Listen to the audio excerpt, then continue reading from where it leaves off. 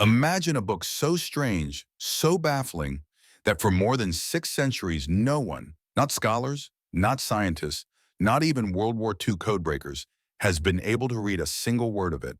A book filled with plants that don't exist, zodiac diagrams that make no sense, and pages upon pages of a language no one has ever seen before.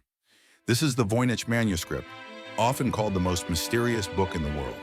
And today we're going on a deep dive into its pages, its history, and the many theories that try and fail to explain it.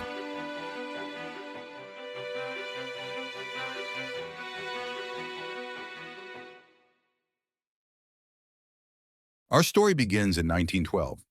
A Polish antiquarian named Wilfrid Voynich was searching through a collection of manuscripts at a Jesuit college near Rome.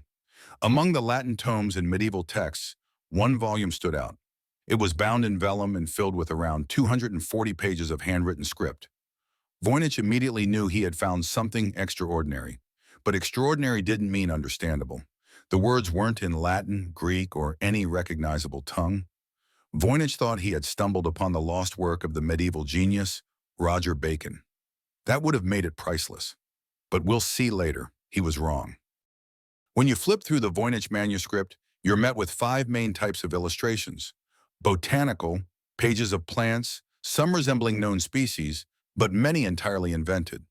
Astronomical, diagrams of suns, moons, stars, and zodiac symbols. Biological, naked women bathing in pools connected by tubes, as if plumbing runs through the page. Pharmaceutical, drawings of jars and roots, like recipes or alchemical ingredients. Continuous text, pages and pages of looping script, written left to right, with no known alphabet. Every section seems to hint at meaning. A medieval herbal, a medical textbook, an alchemical guide, yet none of it adds up. For decades, no one knew how old it really was. Then in 2009, researchers at the University of Arizona used radiocarbon dating on the vellum. Their results? The parchment was made between 1404 and 1438.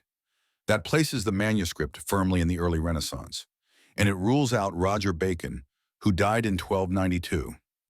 Scholars call the script Voynichese. It has around 20-25 characters, repeating word structures, and patterns that behave like a real language. It even follows Zipf's law, the statistical rule that governs natural languages. But despite centuries of effort, no one has matched it to any known alphabet. Not Latin, not Hebrew, not Arabic, not Chinese. Not even codebreakers like William Friedman, who cracked Japan's purple cipher in World War II, could solve it. Is it an unrecorded language, a cipher hiding Latin beneath?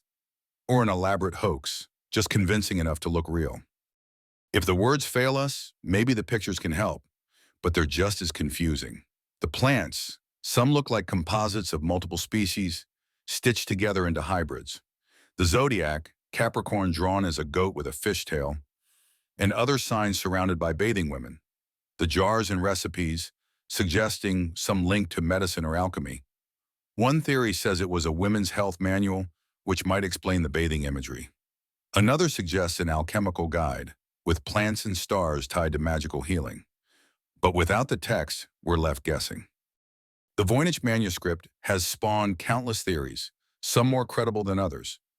Let's look at the main ones. Some believe it's a lost language. Perhaps it records a tongue that has vanished. Critics argue it's too structured to be nonsense. A possible cipher, a code hiding Latin, Hebrew, or another known language. But every decryption attempt has failed. Could it be a constructed language, like Tolkien's Elvish, a deliberately invented system? But who would go to such lengths and why?